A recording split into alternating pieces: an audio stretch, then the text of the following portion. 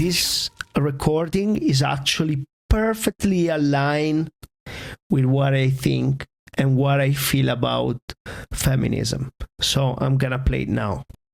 In 1919, thousands of women stood outside the White House and demanded that they be allowed to vote. In the next presidential election, they would. And this massive demographic shift paved the way to laws in the 1920s that would promote women's health and education, as well as prohibition, but we'll just pretend like that never happened. In the 1960s and 70s, feminist protests resulted in a series of laws that guaranteed, under the law, equal rights in the workplace, in universities and colleges, in healthcare, and in the home. And in the early 2000s, feminists valiantly fought against such oppressive forces as the word "too," that's T-O-O, scary sports mascots, and patriarchal cereal boxes. The feminist movement is usually broken up into three waves. The first wave in the late 19th and early 20th centuries pushed for political equality. The second wave in the 1960s and 70s pushed for legal and professional equality. And the third wave in the past couple decades has pushed for social equality. But whereas legal and political equality are clearly defined and measurable, social equality is murky and complicated. The current feminist movement is not a protest against unjust laws or sexist institutions as much as it is a protest against people's unconscious biases, as well as centuries worth of cultural norms and heritage that disadvantage women. This is a tricky business because you're no longer dealing with institutions. You're dealing with people's perceptions and people's brains. You have to confront belief systems and irrational assumptions and force people to unlearn things that they've known for decades. It's a really, really hard thing to face. And the hardest part about it is that there's no easy metric in the social arena for what is equal and what is not. If I fire 3 employees and 2 of them are women, is that equality? Or is that sexism? You can't say unless you know why I fired them. And you can't know why I fired them unless you can get inside my brain and understand my beliefs and motivations. Thus, today, feminism has a measurement problem. It's easy to measure whether boys and girls are receiving the same funding in schools. It's easy to see whether a man and woman are being paid appropriately for the same work. You just pull out your calculator and go to work. But how do you measure social justice? If people like a brother more than a sister, is it because she's a woman? Or is she just a shitty person? Or, more aptly, if a few women think a college mascot is scary and intimidating, is that legitimate oppression? What about overused adverbs? How the fuck did we get here? Can I ask any more rhetorical questions in this paragraph? Bueller? Philosophical feminism versus tribal feminism. I don't think it's controversial to say that philosophically feminism got it right. All people, regardless of gender, should be afforded the same rights and respect. This strikes me as a no-brainer for pretty much any decent human being alive today. Feminism also got it right that women have been oppressed throughout pretty much all of civilized human history, and pretty much every culture and society, and there's a lot of baggage and residue of that oppression that carries on in various forms today. Feminism also got it right that, despite their biological differences, men grow up in a culture of toxic masculinity that is not only unhealthy for women, but is also unhealthy for men as well. All of this is correct. Let's call this loose group of ideas philosophical feminism. The problem is that feminism is more than a philosophy or a group of beliefs. It is now also a political movement, a social identity, as well as a set of institutions. See, there's this thing that happens to groups of people. They always start out with an idea, and often it's a pretty good idea. Then they come together and organize on that idea, because organizing large groups of people and building structures to act in concert is the way you get shit done in society. But the problem is, once you've got a group of people together, organized for a single purpose, achieving political leverage and adopting power, building institutions and careers for themselves, all sorts of bad human tendencies start to take over. As humans, we are all tribal by nature. Our natural default is to see ourselves as part of some group that is struggling against some other groups at all times. And once we're part of our little group, our little tribe, we adopt all sorts of biases and preferences. We construct belief systems that justify our group's power and superiority. We create tests of whether other people are true and pure members of our group. and we either shame any non-believers in the conformity or simply expel them from the tribe. As the comedian George Carlin once put it, I love individuals. I hate groups of people. I hate a group of people with a common purpose, because pretty soon they have little hats and armbands and fight songs and a list of people they're going to visit at 3 a.m. So I dislike and despise groups of people, but I love individuals. Once a philosophy goes tribal, its beliefs no longer exist to serve some moral principle, but rather they exist to serve the promotion of the group. In the past few decades, sexual violence has halved, and domestic violence has dropped by an astounding 2/3. Women recently surpassed men in the workforce in the US and earn almost 60% of all bachelor's degrees. And despite the constant drumming of 77 cents women earn on the dollar compared to men, when you factor in the fact that men work longer hours, more dangerous jobs, and retire later, the wage gap today is actually only something like 93 to 95 cents for every dollar that a man earns. The point here is a shitload of progress has been made since feminism's second wave in the 60s and 70s. So much progress has been made that some people, feminists even, are becoming concerned that men are actually going to be left behind soon. And while there is still progress left to be made, that progress is not as clear and obvious as it once was. But the problem is that, like I said, feminism, in the process of enacting all of the progress of the last 50 years, became more than a philosophy. It became an institution. And institutions are always primarily interested in sustaining themselves first and engaging with the world as it is second. Those stalwart feminist activists of the 60s and 70s who were at protests and burning their bras or whatever, many of them moved into academia. They got graduate degrees and wrote books and founded departments and held conferences and created political organizations and had fundraisers and started magazines. And pretty soon, feminism was no longer a cause for these people. It was their career. Their paychecks depended on there being patriarchy and oppression everywhere they looked. Their departments depended on it. Their professional careers and speaking fees depended on it. And so they found it. And thus, philosophical feminism became tribal feminism. Tribal feminism laid out a specific set of beliefs that everywhere you look there is constant oppression from the patriarchy, that masculinity is inherently violent, and that the only differences between men and women are figments of our cultural imagination, not based on biology or science. That knowledge itself is a form of patriarchy and oppression. Anyone who contradicted or questioned these beliefs soon found themselves kicked out of the tribe. They became one of the oppressors, and the people who pushed these beliefs to their furthest conclusions, that penises were a cultural construction of oppression, that school mascots encourage rape and sexual violence, that cereal boxes can be offensive, were rewarded with greater status within the tribe. That's the trench you're willing to die in? Sam Harris, the famous atheist author, as well as a bona fide far-left progressive and severe critic of women's oppression worldwide, found himself in the crosshairs of tribal feminists recently. His crime? When asked why his readership was predominantly male, he commented that criticism of religion tends to be angry and that men generally identify more with angry rhetoric than women do. What ensued was an imbroglio of criticism, to the point where women came up to him at events to let him know how sexist he was.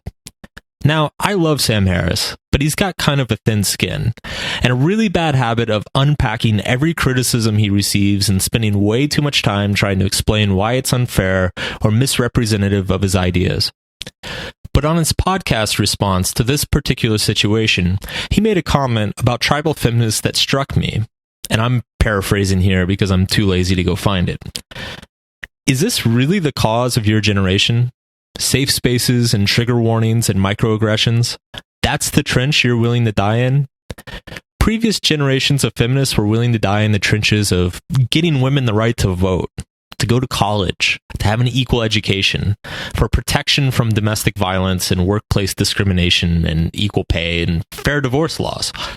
This generation's tribal feminist trenches are that of the feelings police, protecting everyone's feelings so that they never feel oppressed or marginalized in any way.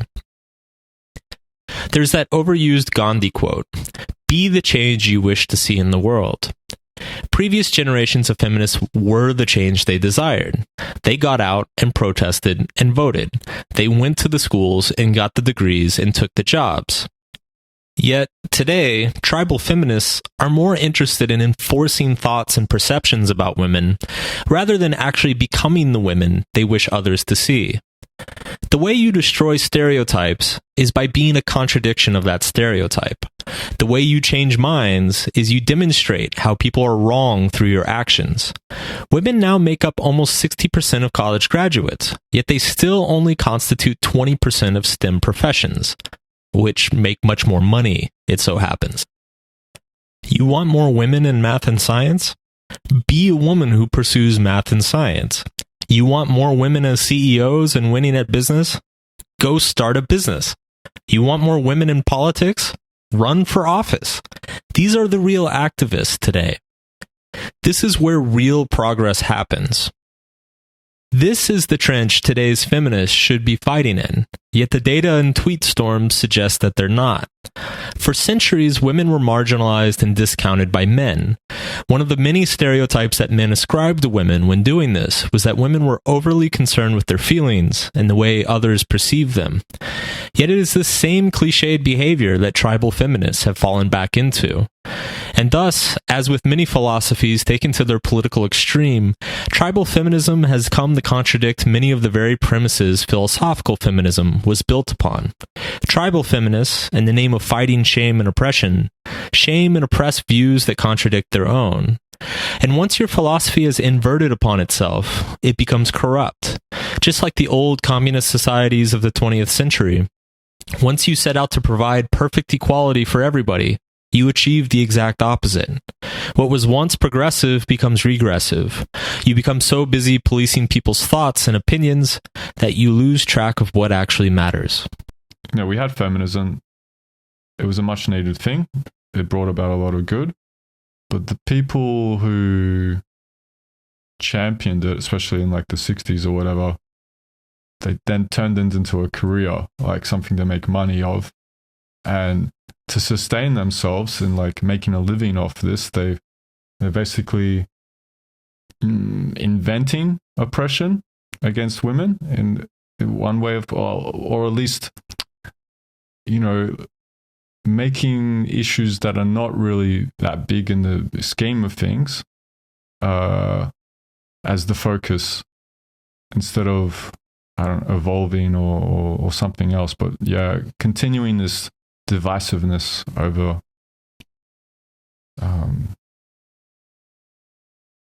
and for instance, what do you think that, why do you feel that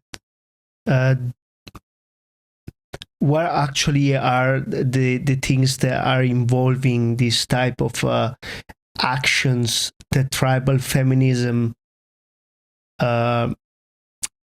is not becoming as effective as philosophical feminism? It seems like it's just creating another form of division, right? Like man-hating or yeah, just division. Like if he's giving examples of people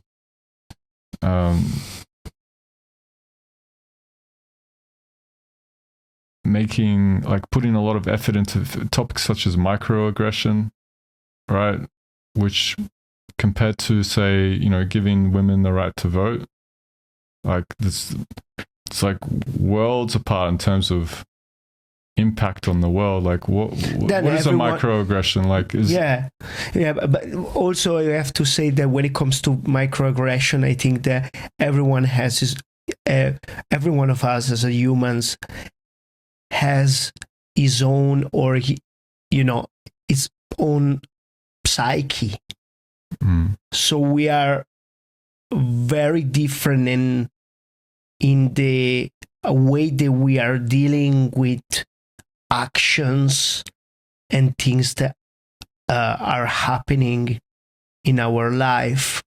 So I think also sometimes we have to look at really what happens for each individuals rather than look up these things with a very broad spectrum, and just as you said, saying that what is called microaggression. Microaggression is like, it could be something that will be for someone that is very reactive, or perhaps I don't know, maybe very sensitive about these things. That will be the result of creating like I want to say a big deal out of it. And maybe for someone else that has a better way to deal with generally with communication, with relationships, and with actions, maybe it's not. So it's very important as well to respect each individuality. And that's why I feel that what he said about I love individuals, I hate groups, because when and this is something that happened through the history with many other type of groups, that they started with the really good ideas, but then they turned out in something completely different of the root of that idea. Like, for instance, if we think about money is good because instead of dealing with ships or dealing with other goods, right? We are having something that is easy to carry, right? And easy to exchange. But the culture of money is not good, right? And that is kind of like the group because then it becomes like a cultural thing, right? So I think that this applies to many other things, and I felt that was really good to talk about this thing because I felt that here in the place where I'm living now in Australia, there is not much. Melbourne specifically. Yeah, exactly. Melbourne specifically, because I don't know other places, maybe other people that do podcasts about these things, and they talk about this topic. So what's your take? Yeah, I mean, we've been talking about this the last few days. Obviously, like brainstorming for this podcast. Yeah. And we've been using like our personal examples of that something doesn't seem to be right in terms of, or a bit off in terms of how women interact with males here in social settings. Yeah. All right, we'll use one example. So I told you like the other week I was at a bookshop and I met this lovely woman. We had a good connection. I got her Instagram details, and I had a really nice surprise that she sent me a message like later that day asking if I was interested to meet up with her. And I responded very honestly. I was like, oh yeah, great, like awesome. Actually, I wanted to contact you. That was my intention. And yeah, I just like suggested a venue and a time. But I never heard back from her. And you made that point. It's like, she's playing the game. Yeah, and I said you shouldn't have like said to her that you wanted to contact her. You should just have said, been more like generic about the response. And but you know what really impressed me, because we are not here to for any of, like, it's not like a dating podcast. No. Right? No, but and also it's like when you said that to me, I'm like, well, that's sad, like, because I was just expressing the truth. Yeah, but I feel that this is the thing. I think that in the era where we use technology as an interaction, we are able to ghost people very easy. I've been ghosting too, and I've been ghosted too. So I know both parts. And I will have to say that, you know, it's sad. It's sad because it doesn't really resonate, especially for us that we are, you know, going in different circles, and we actually are in an environment immersed in culture where, you know, men they're saying, you know, with the heart, you know, we are with the heart, and we, you know, we acknowledge the feminine, right? And then you see as well these circles of women where they really want to tap into their feminine energy, and then you meet a woman which you have a beautiful conversation with, and what happens is that she messaged you saying it was really beautiful to see you, or whatever it was. You exchange the same emotion, the same feeling, and then it's gone.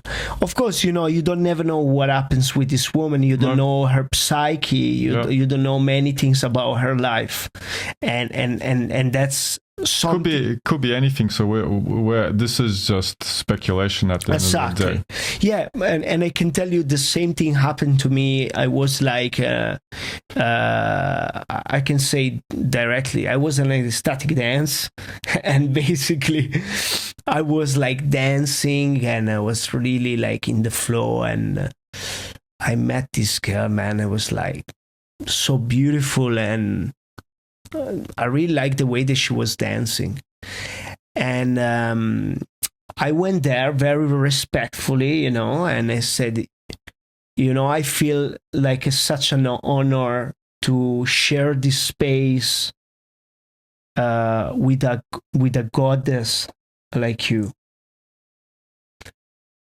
And you know, man, it was really interesting, the fact that I felt there was like a wall. There was like a barrier. Barrier? Yeah. Barrier. And then, you know what? I just left, you know, because I'm not really someone that push. I just said, okay, bye. I mean, what do you do? But I felt the energy, man, of the fucking room.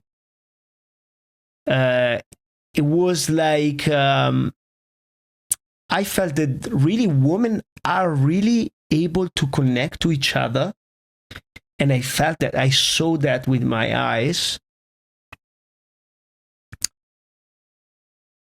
But when it comes to being open with men, I didn't see any like sign of exchanging. It doesn't have to be anything that has to be, you know, malicious or romantic even. I'm talking about just maybe dancing together, you know, like in front of each other, like looking at each other, or something like that.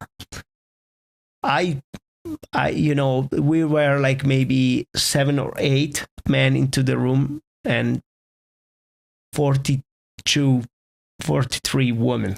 I don't know now. I didn't count it, right? But that was the number. And what I felt is like, wow, you know, this is interesting. In where I come from, in Italy, there is not such a big, you know, there is not this thing of like polarization, and like it is more like there is more warmth. That's what I feel. There is more warmth. There is more like, you know, making sure that everyone is involved, and that especially in one sacred spaces like that, how much is important to connect. Tell me that. Tell you that? Yeah, tell me, what do you think about that? Well, it's more like, why is it like that? Why? Especially in a setting where, let's call it, it's a setting where we have spiritually minded people gathering. So people who are aware of the concept of the sacred feminine and the sacred masculine. Yeah. Why then this barrier? What is your answer? This is where you have your point, right? About the tribal feminism is causing this rift, which is something I've never thought about until you started talking discussion. Like, I was like, at first, why do you want to talk about feminism? That's just going to get us a lot of flack and whatever. But when I heard you speak your point, and then you shared that that audio clip from Mark, I was like, okay, I see the point. I see that it's something that started off with great intentions has become toxic. It's got a toxic effect. It's just another point of division in this age of manufactured division, it seems. Yeah, and I don't know. I had actually an intuition about all of this, and my intuition leads to this. Basically, I feel that because Australia is mainly a place where a lot of migrants came. And, it's not an easy thing to come as a migrant in a place. I know myself because I came as a migrant. And when you are, looking for creating abundance, I call it abundance, but maybe for, people that in the average is having a job or, having a house or something like that. It's not easy because, there are a lot of things like the language, the barrier at the beginning. And if you don't know English, it's kind of have to learn, and then many other tasks. And I feel that the fact that, maybe families of migrants came here with their children, or they had their children here, their kids, and when you are focused on building something, you don't have much space. You have to kind of take a decision between what you want. You want to spend time with your family, or you want to spend time making money and looking, in that direction. And perhaps when survival kicked the door,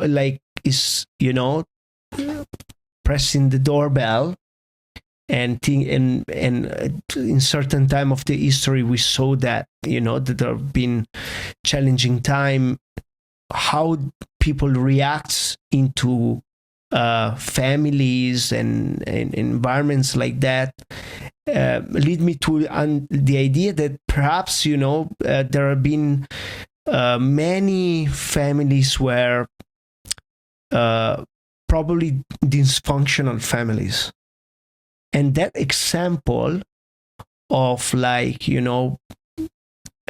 being mistreated by the father, or abused, or any type of dysfunction could lead to a belief that man is the same, and that's my, as in all men are the same. Yeah, right, exactly right. Okay. So if I was to paraphrase, thank you, because of the actions of I don't know, maybe there was the majority of men at one stage or a minority, but shitty actions by shitty men doing shitty things. Yeah. It's precisely tarnished the image of men, like all men, in the eyes of women here in the collective. Precisely. That's what I feel that happened. And you know, of course, then talking with other friends that are women here, and I was talking actually with a friend that she's a stripper, and she told me that, you know, basically all the men that are going there, of course they are going because they want to see the dance and whatever, but mainly they actually open about themselves and how they can speak to women, how they can interact with women. So basically, these guys, they are going to my friend to ask questions about how they can interact with women. So basically a counseling session. Yeah. You know what I mean? Yeah. That's pretty insane if you think about the fact that, you know, like, and this is probably the fault. It's not just on. I don't wanna. In fact, I don't wanna put the light on women. This is not a conversation against women. This is a conversation about how society lives the relationship between men and women. So it's both sides. Yeah. And I feel that, you know, if that is an example, it means that men probably, we don't know how to interact with women. We don't have proper, unless you like have a good family upbringing or a good strong cultural upbringing. Yeah. For instance, some tribal setting, which with like elders, you know, this proactive teaching of the younger generation by the older generation. You know, we don't have that. We used to. We all used to have tribal roots. We'd be going through this sort of structure of learning from elders. We've lost that. We don't have, you know, in the mainstream, a rites of passage for males and females. Yeah, it's exactly what you just said is spot on. What is actually the process of upbringing into families? What is the education around relationships between women and men and women into families, into the families, and how actually, you know, we deal with this idea of like, you know, like how we communicate with people that we don't know. Because I feel that the fear is not people that we know, it's people that we don't know. So, and that's why we have all these dating apps, man. Because you have to look at the person first, what their interest, how they look, you know, what they do, how they think, because then you can see those, you know, you saw some of the dating apps, they have like even what do you think about this or that? What do you do on the Sunday night? Whatever. Which is like really, it's like a what happened with just meeting people and exactly out and about? Precisely. Like, and then we're in the situation now where when you do, there's a blockage in making a connection. like from your ecstatic dance example, right? Yeah. The not willingness to oh, okay. And every woman's in their right to like reject an approach. That's cool, but it sounded a bit cold from your example. But also, like, why are we playing games? Why are these power games? What's that? So that our culture's created this thing where people feel they need to play a game when they're interacting with the opposite sex. Well, but because the society where we live is based on game of power. Right. So it's like, we are looking, the macrocosm mm-hmm. and the microcosm are actually mirroring each other. As above, so below. Yeah. Right? This is a esoteric principle. And I feel that this is an example where a main layer, which is this game of power, into the economics, into the social status, then is imprinted in each individual in a way that is an everyday thing without even noticing. We are doing this thing even without noticing it. And honestly, these things that happened to all of us, it happened to me as well, to be a person that, for instance, ghosted women or wherever, and I'm not proud of it. So it's like, is one of those questions what you just asked that really is like, I would like to know from the viewers actually what they think about and what is their perception about it. But yeah, this is what I feel that it is. How do we fix it, Alex? Or maybe this is where we talk about going back to rites of passage, or let's focus on toxic masculinity. Like toxic masculinity is the root of our problems here. Yes. Ultimately. Yes. I mean, if there wasn't toxic masculinity, we wouldn't have had feminism, which has now evolved into tribal feminism, which is toxic in itself. Exactly right. Indeed. So the pendulum, it's swung from one side equilibrium, and now it's gone out again. The other side. Exactly. Now, So, for instance, what are the traits for you of toxic masculinity? I think the big one is objectification of women. Yeah, and I speak about this from personal, like my path as a male growing up. Like for a long time, I objectified women. I was like, my time in the army, guys would be always boasting about how many women they fucked and that sort of thing. And it was all about like the numbers and it wasn't talking about the woman as a person, or it was just, a sexual object.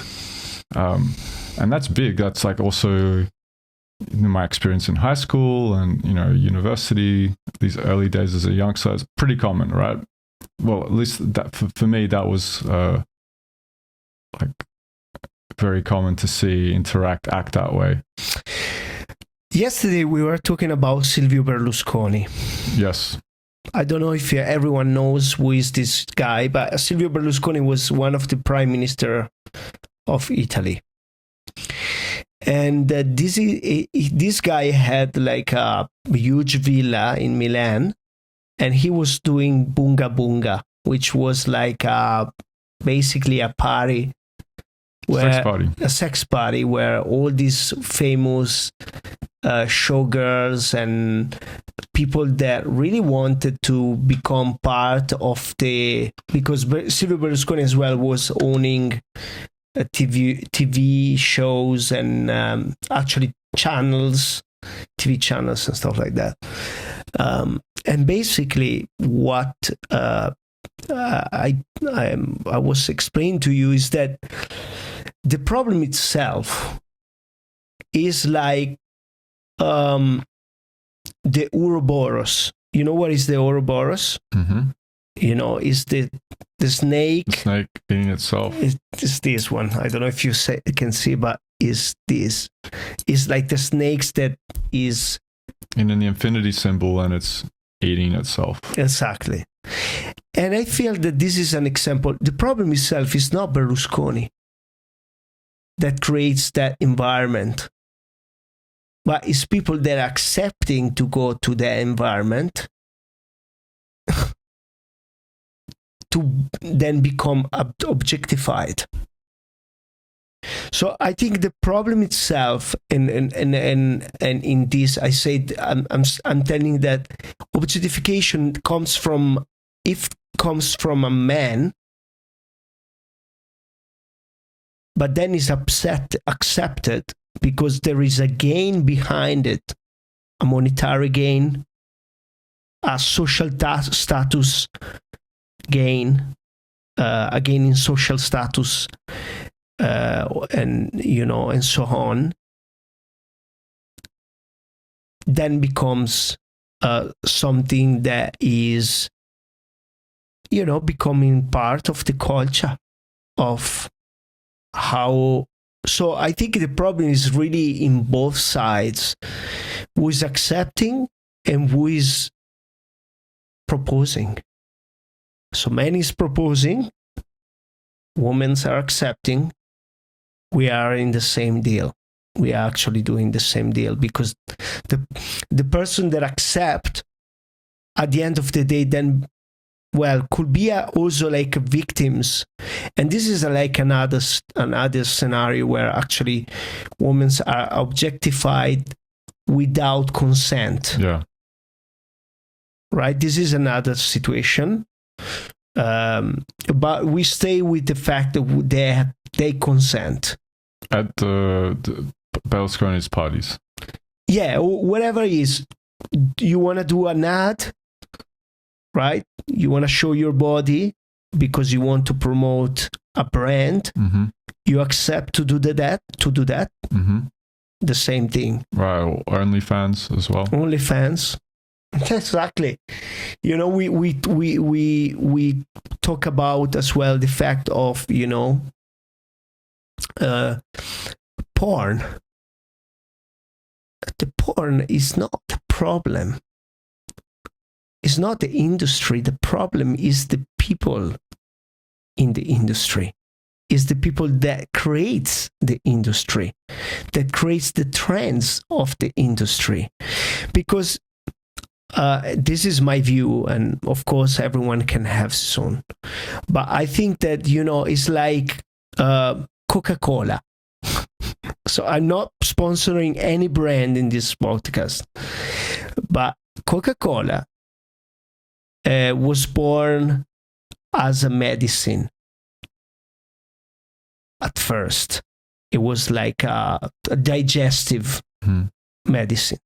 But then, now is overconsumed, right? There is people that actually getting ill by drinking liters of Coca-Cola every day. Actually know people that had like blood issues and because too much sugar, right? So the same thing is about porn. The porn is not the problem. Is who is using the porn. Is the industry of porn. But it's not the name itself. It's not the fact of itself that there is this thing. And of course, I feel that somehow porn as well opened the doors, especially at the beginning of, when it's been created, to a different exploration of sex. And, if we are looking, for instance, in the centuries we look in, the Tantra and the Kama Sutra. And, we have images, very well clear images of sex acts. So I don't think that the problem are those images. I don't think the problem is Kama Sutra. I don't think the problem is sex, it's not porn, is the use that you do of that. It's like weed. If you smoke weed every day for 50 times a day, it's one thing. If you smoke weed once a week or once every 2 weeks, it's a completely different thing. So I think that I'm not advocating anything here. I'm just being objective about things. When you become addicted to something and becomes like a really dysfunctional behavior, that's where the problem happens. But things by itself, if we just look these things as they are, objectively, there's nothing wrong on it. That's my perspective. What's your perspective? I believe, porn at the moment, currently, it is a blight to. Again, this is my opinion, but I believe, it's a problem in the collective consciousness, because the collective consciousness doesn't have a healthy relationship with it. It's people are forming porn addictions. Yeah. Because of the internet and smartphones and stuff, these porn addictions are starting from a very young age. Why? Easy access, right? Easy access and parenting. Yeah. Right? Lack of role models, education. Like, who's really having a sit-down discussion with their son or daughter about how do you develop from a pubescent child into an adult? Yeah. What? Sex, but also just how you conduct yourself as a person, like relationships. Just how to be. This sounds cheesy, but like how to be a good person. How be you a good individual? Yes, that's a great way of saying. Yes, how to be a great individual. How to live your life with purpose. As an individual. And this is, I think this is, and we come back to the feminism, the tribal feminism. The problem is that in both masculine and this masculine and feminine, let's put it this way: the feminine and the masculine. Even if I really I don't like those words because they're overused. It's like hate and love, or whatever other. The polarities. It's polarities. But exactly. They are what they are. They are what they are. When there is no wisdom involved, so there is no knowledge and curiosity. And that's the point. Like the conversation that you told me before they had this with this beautiful woman that you met. The curiosity was there when you met with her. And she saw that. That's why she exchanged that through the text. Then, of course, we don't know. It was going to be a Mr. Hey, you. You have to message back. No, but at the end of the day, there is not that curiosity even say, all right, let's get out from this phone. Let's catch up. Let's be in real life.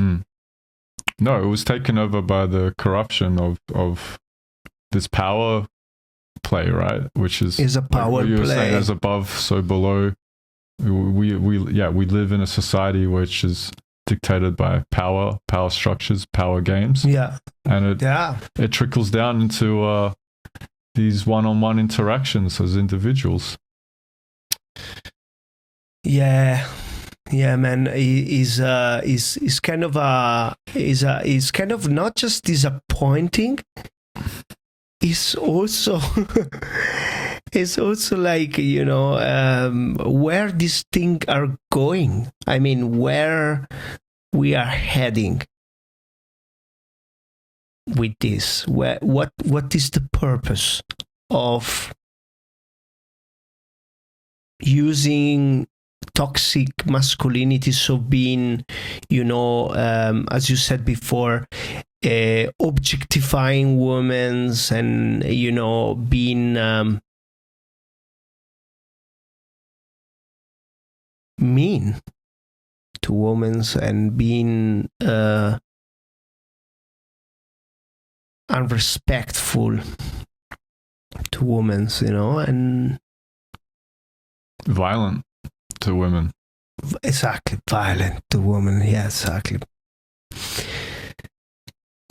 So, but the same thing is like, I'm looking at this case now that happens in the last few weeks with Johnny Depp.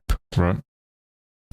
And I'm following a little bit of the narrative, and unfortunately he has been flagged, from the industry, because the situation with this Amber, and it seems that he was completely, like, not completely innocent, because he was like a drug addict at the end of the day. So there was a masculine toxicity there going on, probably as well from his. But we've seen that was also promoted by a toxic femininity, which was, and then we will see what it's gonna. What was it? Huh? You were about to say that you're saying it was promoted by a toxic femininity of being abusive towards men. So playing the victim, emotional manipulation. Exactly. And that's what I feel that toxic femininity is manipulation, is wanting that position in exchange of something that could be a physical, but I think this is something that both sides we are embracing. It's not something that just it's not something that just women does. It's both. That's why I'm saying at the end of the day, and that's why this polarization that has been created by COVID-19 is the same. Pro-vax, no-vax. Both sides are wrong, in my opinion. In their tribalism. Exactly. That's tribal, right? The tribal vax and the tribal no vax. That's both something that shouldn't happen, right? It should be a choice, right? So what will be the choice then if we take feminism and what would be the choice, do you think? Well, what's the opposite of feminism? And yes, wait, what is the opposite?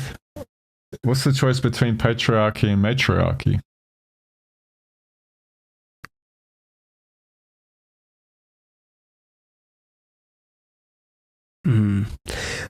Okay.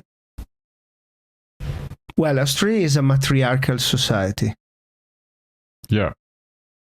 We literally are. The head of state is a queen. Yes.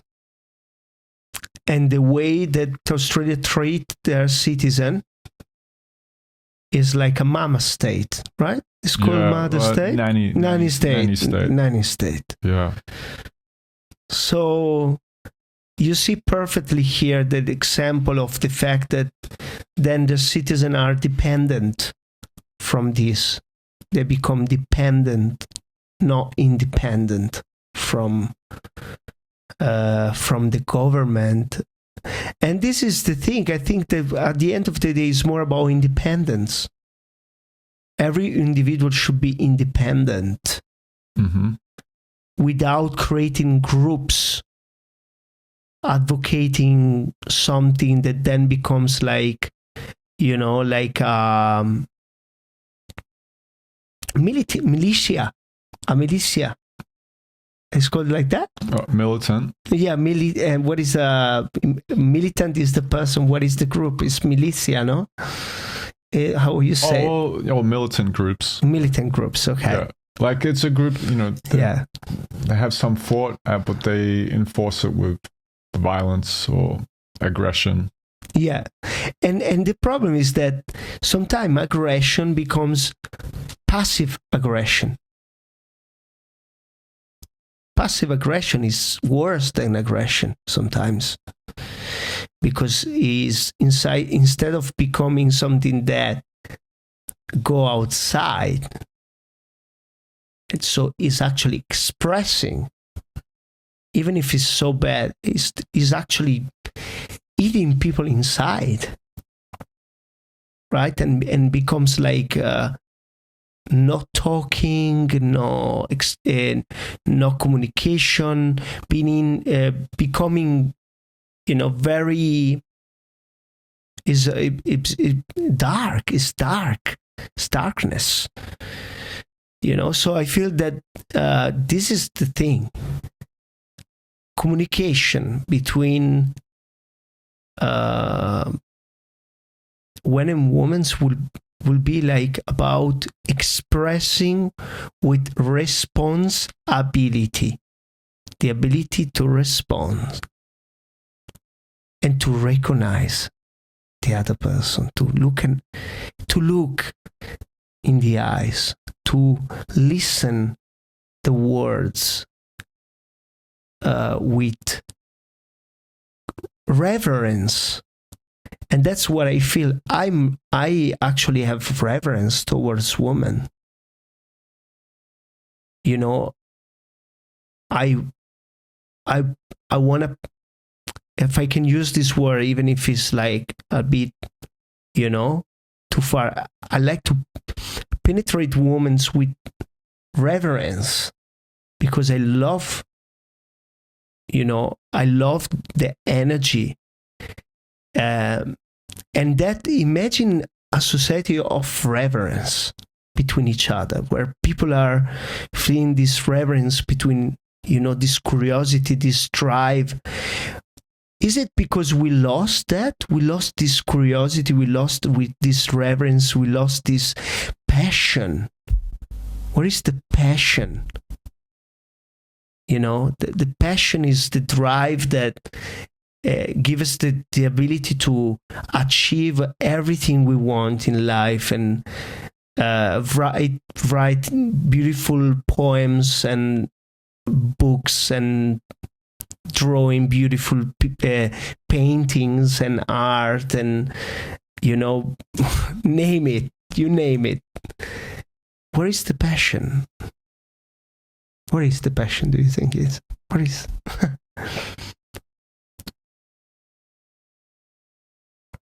It's like completely lost in this consumer society that we live in.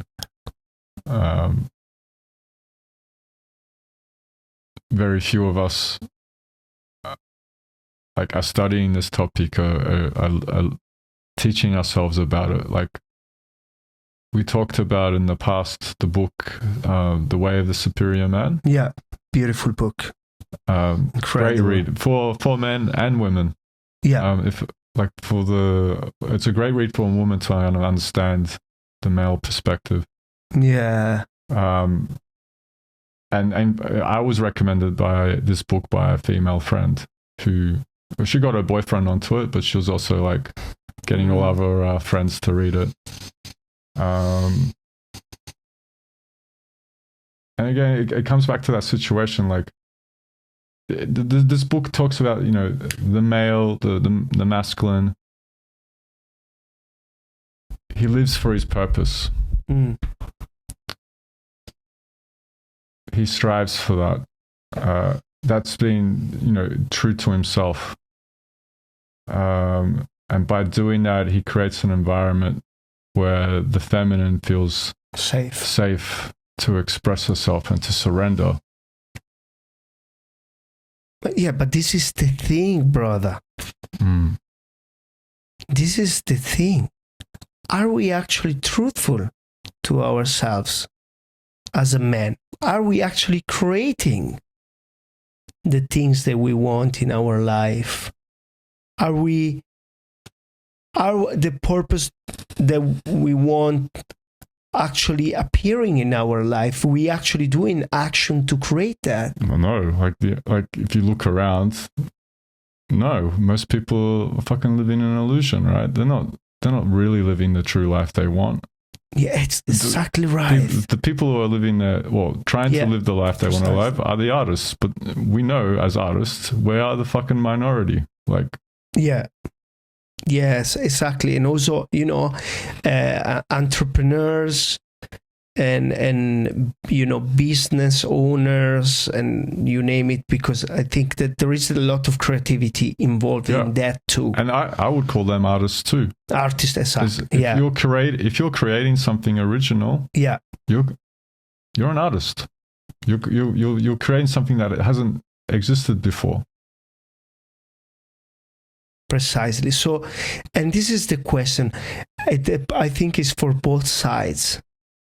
For men and women, and for any other, you know, type of way of living life. Are you living your dream? Are you living what you want to see? Are you living the difference that you want to see in the world? Because maybe that is the answer to the fact that then, because you are unhappy with yourself, because you have a job where you hate your boss, or because you have an obligation from your family to study something that you don't want, or to be whatever they want, then you use that frustration against men, women, wherever it will be. It doesn't really matter. If you're angry inside and you're feeling impotence, that force is gonna result into unhealthy behaviors, even small ones, you know, the ghosting, the you know, being a pessimist, or you know, many other types of behavior that drug and alcohol abuse, just escapism, yeah, exactly. So if we look at this, then that's we can unlock the door. We can see this beautiful flow of answers towards our consciousness, our awareness, where we really understand and we can tap into the wisdom. Because wisdom is not just, you know the principle of the laws of the universe, or, you know, the law of the attraction, you name it, you know. The wisdom could be a very simple thing, which is like feeling aligned with our truth.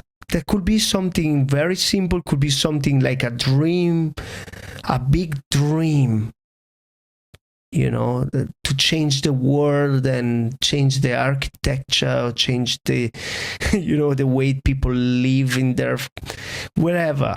But that's, I think, is it for me, is the answer. What do you think? Yeah, everyone aligned with what their heart really wanted, the world would be a very different place. There's not really much more to add to that from what you said, Alex. Maybe like, how do you go about doing that? How do you inspire, let's just say that, we can't fix the current generations. It's too late. We've all gone through our education and we're more or less who we are now. So how do we elevate the next generation to fulfill this, to take the world into that space, because they're more in line with their heart? And this is where I feel strongly that we need to make rites of passage as a mainstream thing. Yeah. Right? Yeah. Like, for instance, everyone somehow should experience, what is the perception of death? Like, for instance, use the psychedelics as a way of, man, I can't tell you how much psychedelic helped me. But not even just psychedelics, but just even understanding the archetypes. So through ritual. So this is a book that I identify as a pagan, but I'm very new to this journey of embracing the pagan lifestyle. But this is something I came across at a shop. It's called Sacred Paths for Modern Men. It talks about 12 archetypes. Who is the author? The author is Dagonet Duer. I'm probably not pronouncing the name right. But it's sort of like a template. Firstly, it talks about the masculine and how we're made up of these 12 archetypes, which are the divine child, the lover, warrior, trickster, the green man, guide, craftsman, magician, destroyer, king, healer, and the sacrificed one. But it ties it in with doing rituals revolving men's circles and other rituals in terms of embodying these different archetypes. Okay, I mentioned this because this is just one way of educating people in how do you align yourself and your to follow your heart, because this is learning about these archetypes helps with that. Meditation also, the practice, embodiment practices like yoga, rebirthing breath work, martial arts, huge. I think personally, again, another opinion, I think it's super important for males to learn a martial art. Wow. I guess because, I see the male, we are the warrior, we are the warriors. Yeah. How do we create a safe space for our women? And also, when you learn martial arts, you are not as quick to commit violence, because you understand the repercussions. Like, when you learn a martial art, you learn how deadly you can be to another human. Whereas if you're ignorant of what you can do to another person, I feel you're more easily compelled to blindly commit acts of violence.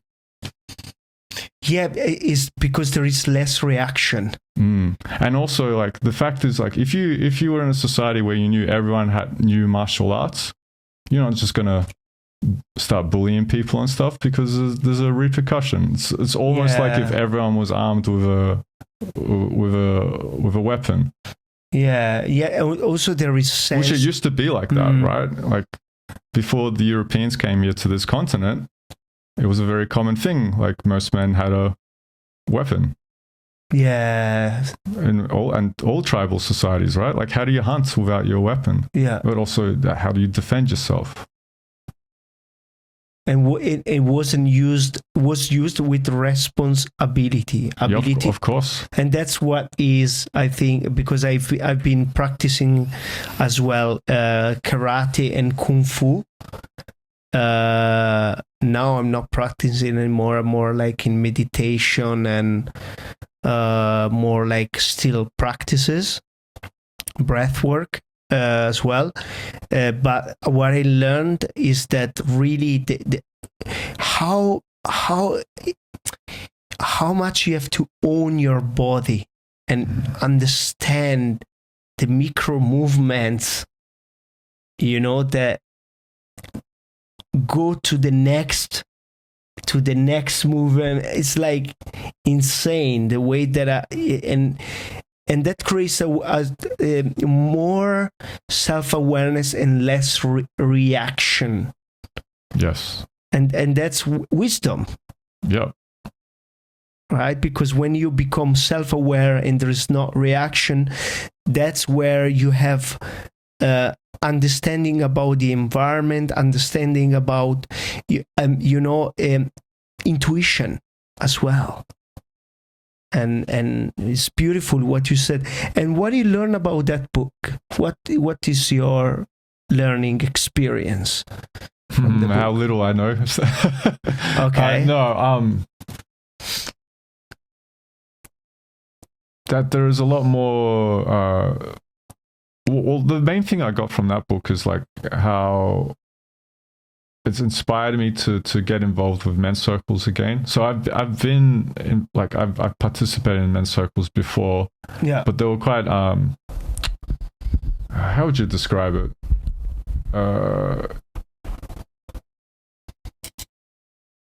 Vanilla, plain, is very very Western type format.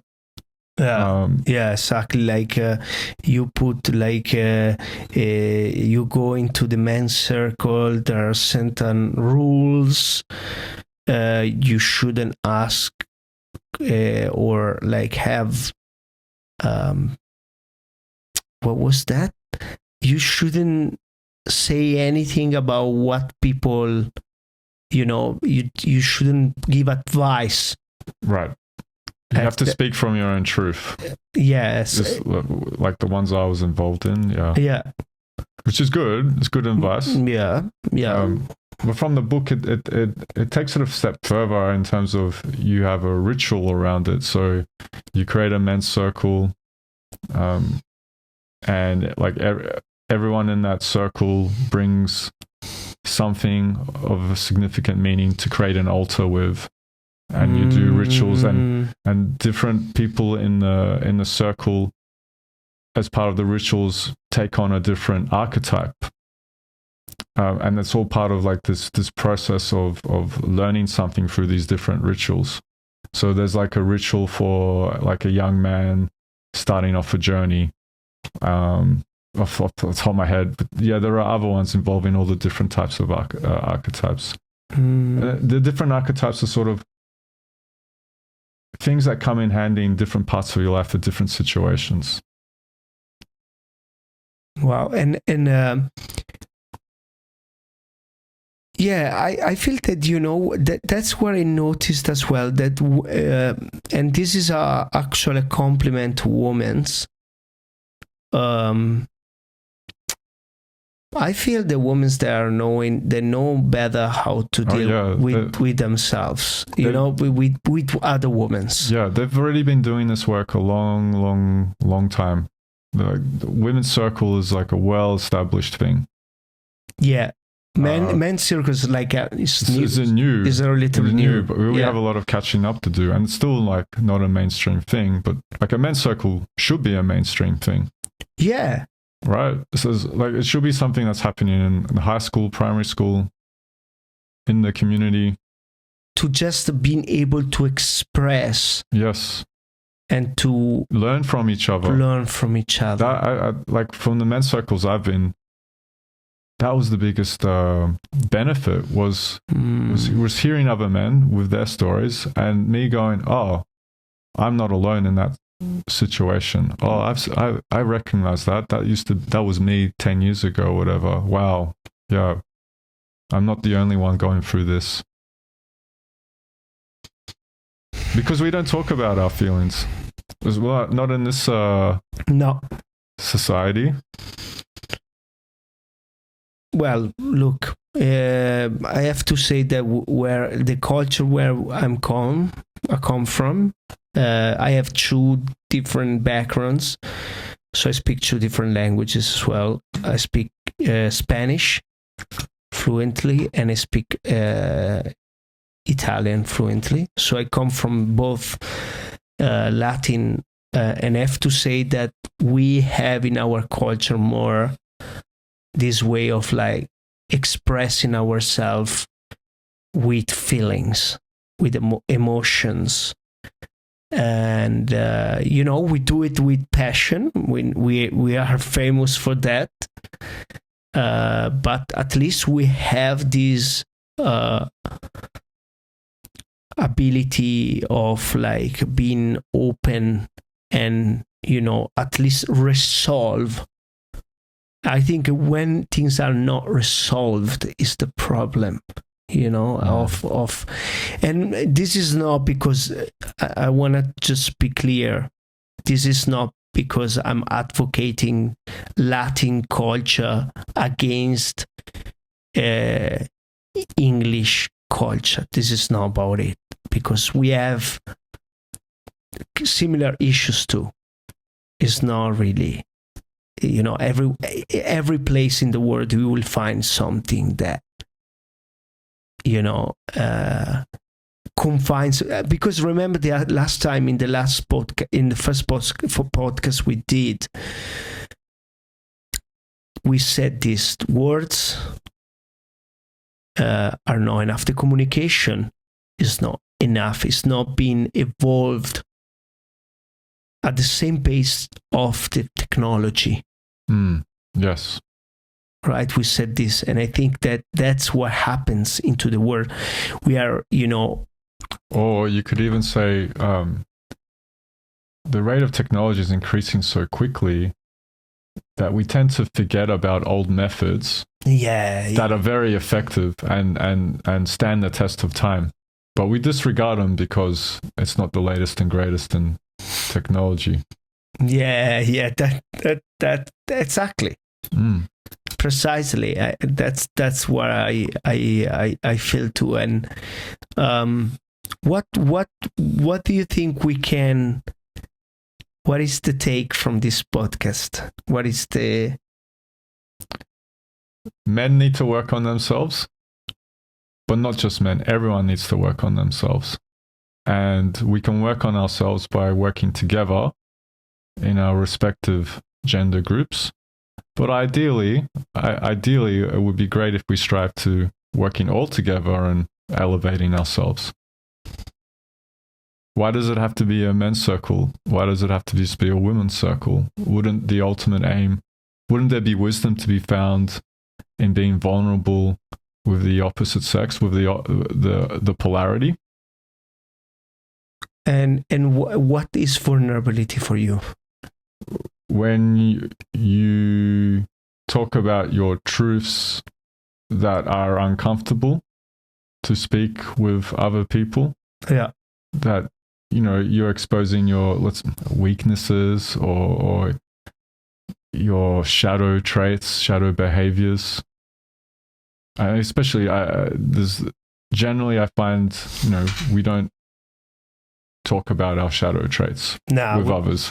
It's something you keep to yourself or people really close to you. But that's why I like this podcast, honestly. because we are actually somehow, I'm admitting some of this stuff in here. Right, because it's what we'd like to see other people do, and no point telling people to do it. You have to set an example. Just do it. You have to embody. I think that's something that's lacking in general in our spiritual communities, maybe globally, but definitely for what I've seen here, a lack of embodiment. A lack of embodiment. Amen. Amen. Ciao, ciao. Ciao, ciao.